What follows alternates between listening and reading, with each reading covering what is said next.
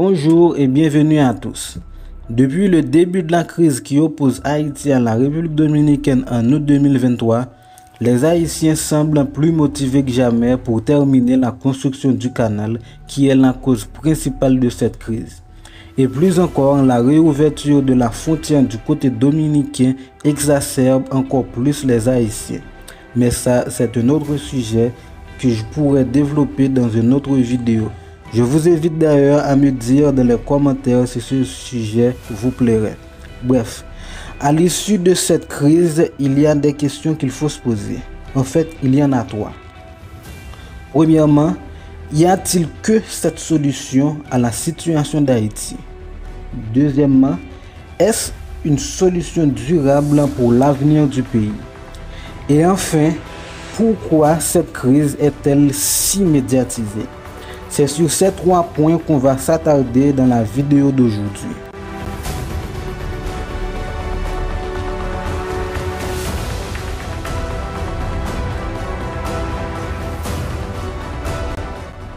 Mais avant d'aller plus loin, je tiens à dire que je ne suis pas là pour prendre un camp ou un autre, mais plutôt de vous faire part de mes réflexions sur le sujet.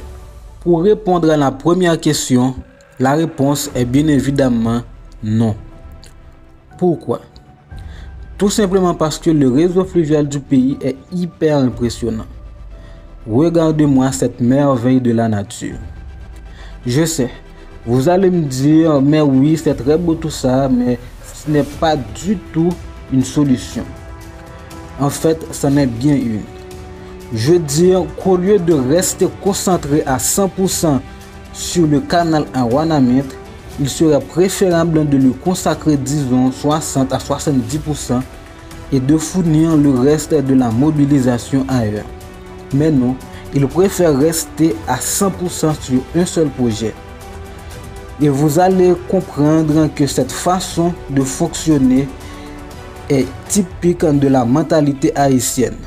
Mais on y reviendra un peu plus tard dans la vidéo.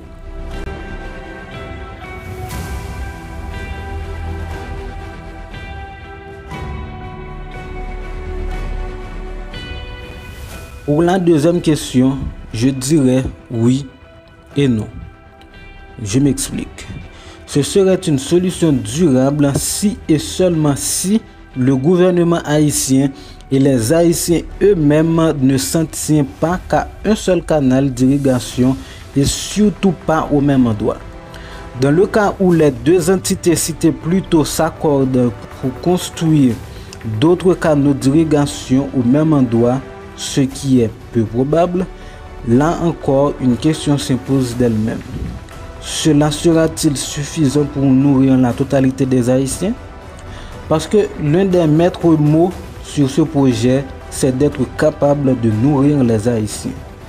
Et cela, c'est seulement dans le cas où les deux parties, à savoir le peuple haïtien et le gouvernement, arrivent à se mettre d'accord sur la marche à suivre. Et comme je viens de le dire, c'est peu probable. Dans ce cas, l'inverse aussi est à imaginer. Et si les deux parties n'arrivent pas à se mettre d'accord, ce qui je ne le souhaite pas, mais qui a le plus de chances de se produire connaissant les Haïtiens. Pourquoi? Tout simplement parce que ce type de projets vont vite devenir des sujets de campagne électorale qui seront la plupart du temps que des belles paroles, et même dans le cas contraire, il y aura quand même un mec qui sera contre en incitant des manifestations. Moi, ce que je dis, c'est qu'il faut attendre au moins le mois de janvier 2024 pour voir si vraiment les engagements pris pour ce projet seront respectés.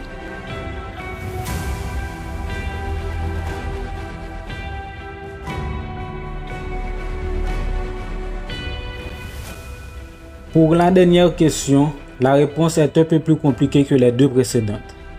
Parce que les Haïtiens font partie des peuples les plus vantards de la planète. Je pense bien évidemment aux Français, les vantards par excellence. Le summum de la vantardise. Plus vantard que ça, tu meurs. Mais plus sérieusement, les Haïtiens, la plupart du temps, font des trucs uniquement pour dire Et regarde ce que tu as dit que je ne pouvais pas faire. Ben je l'ai fait. Et alors? Et ça fait partie intégrante de la mentalité haïtienne. Je veux dire que si le gouvernement dominicain s'était dit, ben c'est votre pays, vous faites ce que vous voulez, tant que cela ne porte pas atteinte à l'accord de 1929 et plus rien par la suite. Vous pensez réellement que ce projet aurait été aussi médiatisé? Je ne pense pas, non.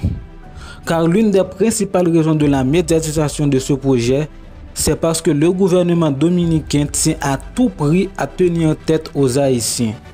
Et c'est aussi parce que c'est de la mentalité haïtienne. Je ne dis pas qu'il n'y aurait jamais eu de médiatisation. Non. C'est juste qu'elle ne serait pas aussi étendue à autant de gens et surtout sur une telle durée. Prenons un exemple très simple. Le barrage hydraulique de Marion dans le département du Nord-Est. Ce barrage possède un réservoir d'une capacité de stockage de 10 millions de mètres cubes d'eau. Mais lors de sa construction, il n'y avait pas grand monde qui était au courant, ni le jour de son inauguration d'ailleurs. Alors que ce barrage peut remplir les mêmes objectifs que le canal d'irrigation à Ouanaminthe, et même plus. Alors pourquoi n'a-t-il pas été aussi médiatisé que le canal? Tout simplement parce qu'il n'y avait aucune opposition à ce projet, donc aucun intérêt pour les médias, que ce soit les journalistes du pays que les médias sociaux. Finalement, il n'y a qu'à espérer que ce type de projet prenne forme et respecte leur engagement, ce qui à terme pourrait faire revenir le pays sur la scène internationale de manière positive, peu importe que si c'est seulement sur le plan commercial. Mais, et oui, il y a un mais, avec la situation actuelle du pays, entre les gangs qui font la loi et un gouvernement totalement absent, une nouvelle question s'impose. Ce type de projet pourront-ils subsister sur le long terme? On aurait pu continuer comme ça encore longtemps, mais on va s'arrêter là pour cette vidéo. Je vous invite à faire part de vos réflexions dans les commentaires. En attendant, vous pouvez toujours regarder mes autres vidéos, laisser un pouce bleu, vous abonner et d'activer les notifications. Sur ce, je vous dis à très vite pour une nouvelle vidéo.